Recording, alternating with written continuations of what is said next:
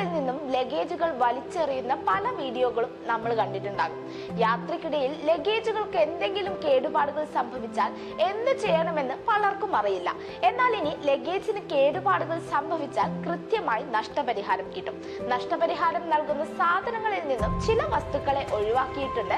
അത്തരം വസ്തുക്കൾ ലഗേജിൽ ഉൾക്കൊള്ളിക്കാൻ പാടില്ല. ഇനി അവ ലഗേജിൽ ഉൾക്കൊള്ളിച്ച് കേട് സംഭവിച്ചാൽ നഷ്ടപരിഹാരം ലഭിക്കില്ല.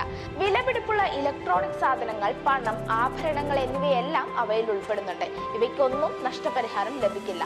അതേസമയം ട്രോളി ബാഗുകളുടെ വീലുകൾ, ഹാൻഡിലുകൾ, സ്ട്രാപ്പുകൾ എന്നിവയ്ക്ക് കേടുപാടുകൾ സംഭവിച്ചാൽ എയർലൈനുകൾക്ക് ഉത്തരവാദിത്വത്തിൽ നിന്ന് ഒഴിഞ്ഞു മാറാൻ സാധിക്കില്ല. ലഗേജുകൾക്ക് കേടുപാട് സംഭവിച്ചിട്ടുണ്ടെങ്കിൽ വിമാനം ലാൻഡ് ചെയ്ത് 24 മണിക്കൂറിനുള്ളിൽ പരാതി നൽകണം.